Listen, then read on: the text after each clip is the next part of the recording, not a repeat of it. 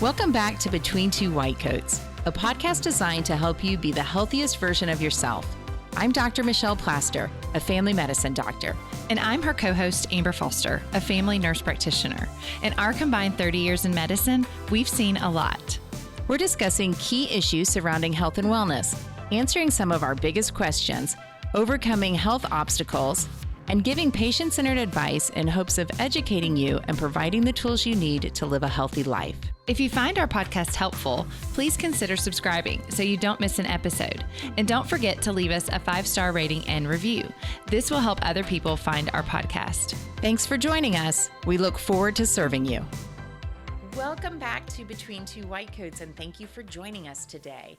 We are talking about a topic today that is super important because we like to keep you healthy and keep you out of the doctor's office. We would like to take a vacation sometimes because people aren't sick.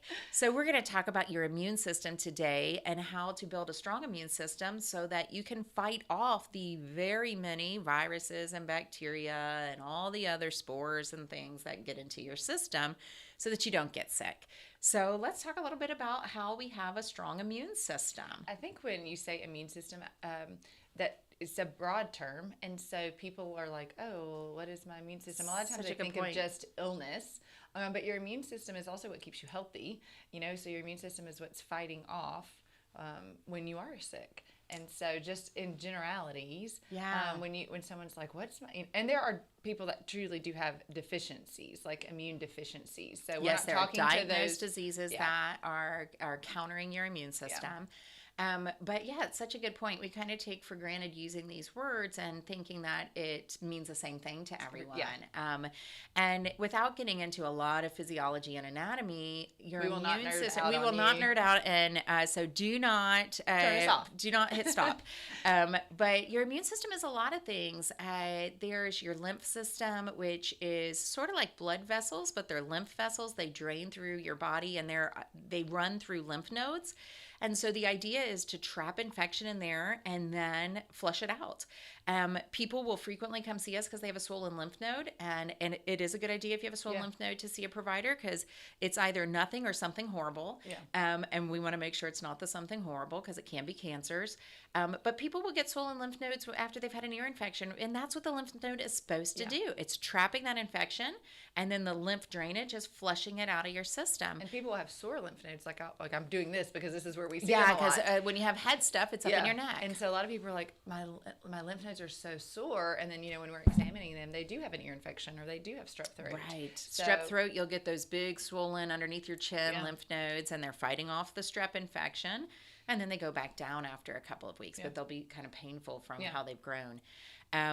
The other really important aspects of your immune system, and there's so many, your circulatory system has white blood cells, and different white blood cells fight off different types of infections. You have lymphocytes, which primarily fight viruses, neutrophils that primarily fight bacteria.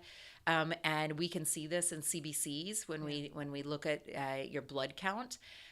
To make sure, and people who have HIV will have really low white count so that they can't fight infections the same. And so your circulatory system, the white blood cells, huge part of your immune system, and your GI tract is just lined with immune cells. And these are cells that trap and fight infections so that they never actually get out of your digestive tract and into your bloodstream. And there's many other aspects of your of immunity or your immune system, but this is sort of the overview of them. And so with all of these different things, can I control whether they're going to work or not?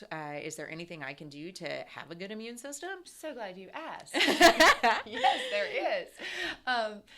We laugh about it, but it's such a true. We were talking about pillars of health, and it really is the most basic things. So, listener, what do you think we're about to say? You haven't heard anything else we've ever said. Diet is so big. It's so huge. It matters what you put in your system. It does. I've said this so many times. You would never take your car to the mechanic and you've just put a bunch of sand in the gas tank and you look at the mechanic kind of confused and go, why is my car not running? Well, you put junk in, it's not going to run. No. And yet that happens all the time. You put a bunch of junk into your system and your system doesn't work. And one of the huge ways that your system doesn't work is that your immune system just drops and drops, and you get to where you can't fight things off. So if I'm trying to make sure I eat right to have a strong immune system, what are the important things I need to keep in mind? Very low sugar. Yes. So refined sugars, horrible for your immune system. There's a research study that I read in preparing for this. This podcast makes me smarter. Hopefully it makes you all smarter too. But there's a research study I read that 75 grams of sugar can shut your immune system down for 5 hours. That's remarkable. So that is, there's about 35 grams of sugar in a 12-ounce can of Coke. Or any soda. I don't want to pick on Coke. We're from Atlanta. I can't pick on Coke. Yeah. Well, and you know, in the South, everything's Coke. Everything's Coke. Exactly. Okay. So of any kind of soda that's pop. You're from yeah, that's right. In Ohio, we called it pop. So if you have two 12-ounce cans of soda, then you are going to shut your immune system down for 5 hours. Which is so, I mean, I don't personally drink soda for various reasons, but like it's very common for someone to drink 2 sodas with dinner. Yeah. Very common. Like my kids. I don't drink soda for the reason that it's horrible for you. Horrible. It is sand in your gas tank. But all other refined sugars too. This is interesting. I think when people start to get sick, you're getting the first signs of a head cold. So you go for like the 32-ounce cup that all of us Americans keep in our cabinet, and you fill it full of orange juice. And orange juice is great for vitamin C, but you just need enough vitamin C for like a 4-ounce, maybe an 8-ounce. But you don't need 32 ounces of sugar. Sweet sugary juice. Even it's good. We like it. Yeah, because you're going to get some vitamin C, but you're going to shut your immune system down from all the sugar that's in that juice. Yeah. So eat an orange, or take some vitamins, have a small glass of orange juice, but don't overdo it, because sugar is going to really hurt your immune system. And then there's a lot of things. So that's, things to avoid, but things that we want to put into our system to keep our immune system strong. One of the important things are your superfoods. My son loves to listen to YouTube. This one kid that does food theory. I call him a kid. He's probably 30. And so to pub someone else's YouTube, food theory is really fun, and he talks a lot about foods. And my son tells me the other day, there is no such thing as superfoods. My food theory guy told me that. I'm like, yeah, no, there are no like superhero foods. They don't have capes. They don't fly around. But there are foods that have a lot of good stuff in them that is super for your body. And so we kind of group them into superfoods. But the superfoods for immunity would be things that have a lot of vitamin C, fiber, zinc, your broccoli, your berries, blueberries being sort of a standout, but all berries. Tomatoes, garlic and ginger are two things that we're finding really help promote people's immunity while decreasing their inflammation. Yeah. And so there's things that you can try to put as part of your normal diet.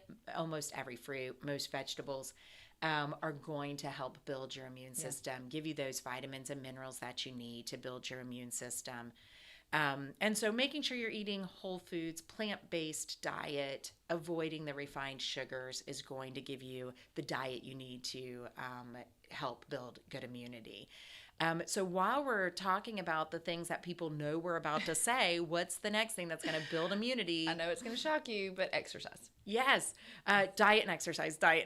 How many times can we say it? But two of the things that I said, two principal parts of your immune system are your lymph system and your circulatory system.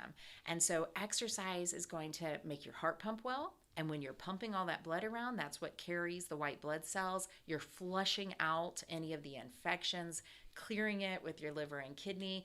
But if you don't have good circulation, then you're going to have things that don't heal. We see this in sores on people's feet. When you're aging, you've been a smoker, you have peripheral vascular disease, you have lousy blood flow, those cold kind of bluish feet that older people can have, smokers can have. You don't get good blood flow to your feet. Yeah. Don't get a sore on your foot. It's not going to heal because you don't get good blood flow there. You're not taking all those white blood cells to clear out the infection, so you can't heal it yourself. And it takes a long time when you're not taking nutrients to and killing off the infection, you can't heal things. Yeah. So making sure that you're exercising regular 30 minutes of cardiovascular 5 times a week will be a gift to your immune system and really help keep you from getting sick when you get exposed to something. Josh, who's my husband, when he's not feeling well, he's like, I'm going to go sweat it out. And I'm like, I don't know, that's like the best thing ever. But like, he always feels better after he goes and exercises when he's sick. And good for him. It's totally a thing he does. Like, that's definitely not what I want to do. But he's like, I swear it makes me feel better. It makes great sense, though, because you're pumping all the blood to all the different tissues, which is going to clean them up. Like, clean let out me the ring infection. the bell. Someone bring me things. You know? Oh, exactly. When I'm sick. I wish I was as strong as him. I know, right? I'm like, I'm going to be in this bed and ask people to bring me things. Yes. Another thing that's really important is hydration. We need to make sure that we're pumping blood. We need to make sure we have enough blood. So staying hydrated. If you're sick, you really want to put focus on hydration because when you have a fever or other things, you're going to dehydrate quicker. Yeah. And hydration is really important. Also, hydration helps keep your mucous membranes moist. And mucous membranes are things like the lining of your nose, the lining of your mouth. The lining of your nose traps infection all the time. So someone can inhale cold flu viruses, coronavirus, and it can get trapped in your nose and you blow it out or you get rid of it and it never gets down into your lungs. It never gets into your bloodstream and you don't get sick. But if you have dry mucous membranes because you stay dehydrated, it can't trap anything. So it can't do what it's built to do to protect you. Yeah. So staying well hydrated, making sure you're getting your proper amount of water every day will really improve your immune system. Well, and for pediatric patients, so that's, we see them here in our clinic. That is like one of the number one things I'll tell parents when children are running fevers. I'm like, they're not going to want to eat as much, but you have got to push the liquids, like really push fluids on the kids because they'll allow themselves to get dehydrated because if you feel lousy, you don't want to drink. And so, as adults, we can remind ourselves, okay, I'm ill, let me stay hydrated, or we're trying to prevent this, but for kids especially, like kids need to be hydrated, and juice boxes are not the thing, right? Because then you're loading them with that sugar. Which is going to decrease their immunity. So and maybe a little Pedialyte or some lower sugar Gatorades. You get some electrolytes. You get a little sugar because if they're not eating well, they may need a little bit for nutrients, but you don't want to pound them with way high sugars. Yes, but even when they're not ill, like water from a cup is okay. Yes. Like they don't have to have juice. The amount of milk that they need is actually much less as they age. We are of this mentality that what's in the cup has to have some sort of extra flavor to it. And people are like, I don't like water. And typically if you stop drinking the other things and you just drink water for a couple of weeks, you learn to like it. Yeah. And then when you go back to drinking the other things, you want the water because you notice what it feels like to be dehydrated. Yeah. Yeah, so hydration is huge on a regular basis to keep your immunity high. Really important if you get sick to get better faster. Because remembering, if you have a bad immune system, it not only means you're going to get sick more often, it means you're going to stay sick longer because you're not going to fight it off. And so if you're a person who seems to be catching everything or seems to be sick with something for 3 weeks while other people might be sick with it for 4 or 5 days, then you need to do some of the stuff to build your immune system stronger. Yeah. The next thing is your digestive system. So we talked about how important your digestive system is as part of your immune system. 70% of your immune system happens in your digestive tract. So that is really crucial. And a couple of the things here are, again, back to what you eat. High fiber, plant-based diet really helps to keep everything where it needs to be in the immune system of your gut. Staying well hydrated keeps the immune system of your gut well protected. And taking a probiotic may add extra good bacteria, and that good bacteria helps to balance any bad bacteria that gets in there and fight it off, and keep you from getting sick as well. Other lifestyle stuff that will help people have a strong immune system. Again, we've said it a million times, but stress. Stress makes your immune system much less. Right. Do you ever notice when people get shingles or when people get an outbreak of cold sores is typically when they're either sick with something else or when they're stressed out, when they're going through a lot emotionally, is right when the shingles will come on. Shingles and cold sores are these viruses, chickenpox virus for shingles, herpes virus for cold sores, that we harbor in our nerves our entire life. So if you've ever had it, it's there. You cannot get rid of it entirely. And your immune system, when it's healthy, keeps it at a minimal level to where it can't do anything. It just kind of puts it in a box and slams it and locks it, and it can't get out. When your immune system is not good, when you're stressed out and your immune system goes down, the box opens, the lock breaks, and the shingles virus takes over. And stress will keep the immune system from being able to do what it's supposed to do. So making sure, now, of course, you've heard us say before, we hate when people say, you got to reduce your stress. We don't choose stress. We can't likely choose against a lot of our stressors.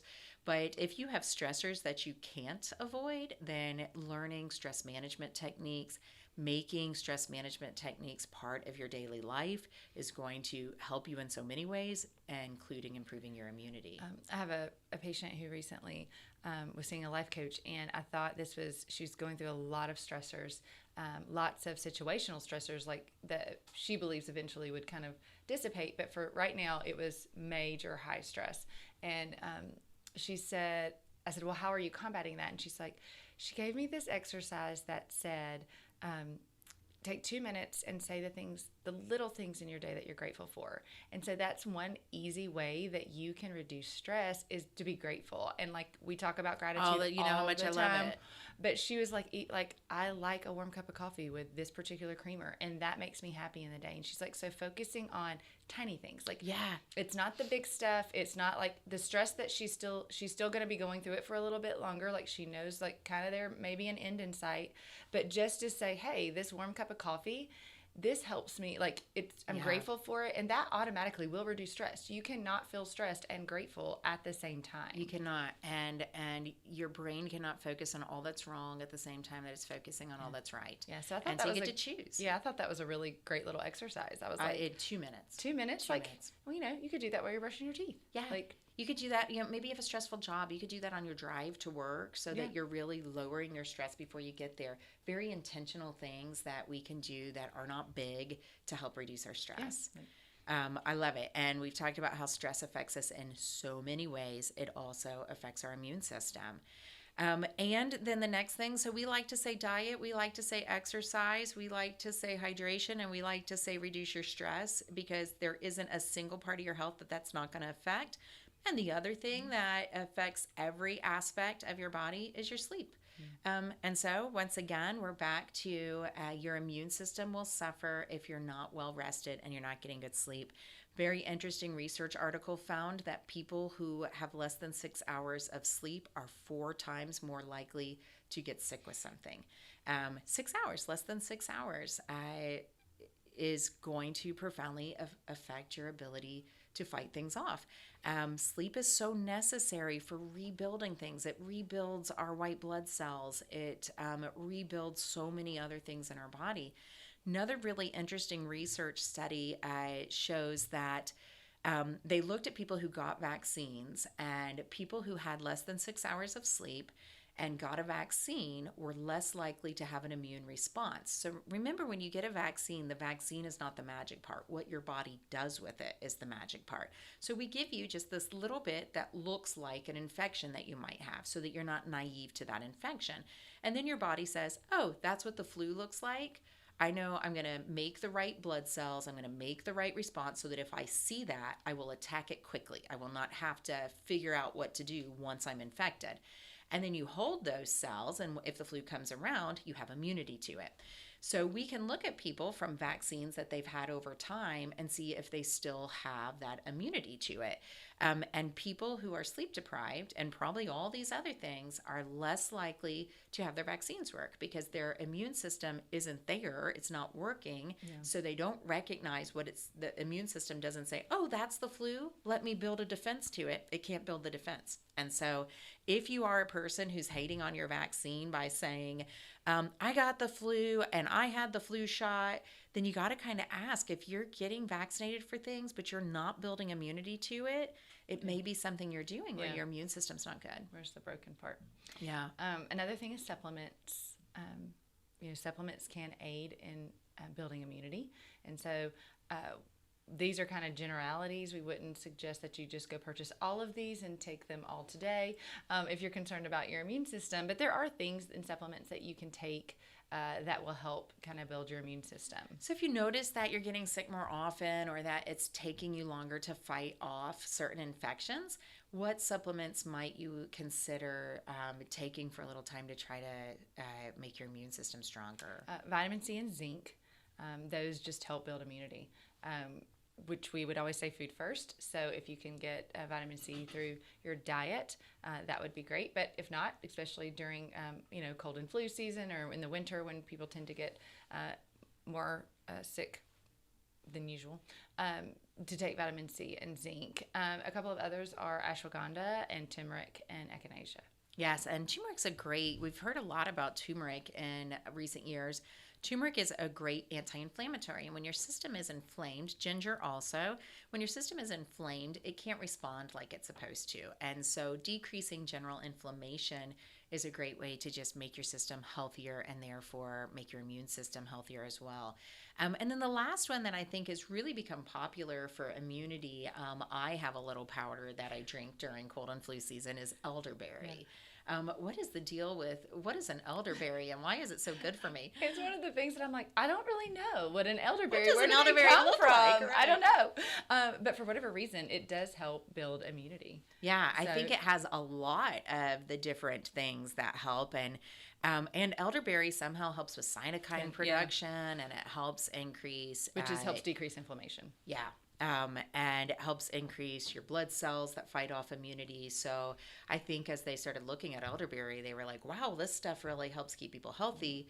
There was probably some small part of a population that ate elderberry and never got sick. And they were like, what are those people doing? And those come in, I've given them to my children. They come in gummies. You can give those to your children. I believe the age is 4 and up that you can actually give it to your child. But that's an easy, hey. Easy, yeah.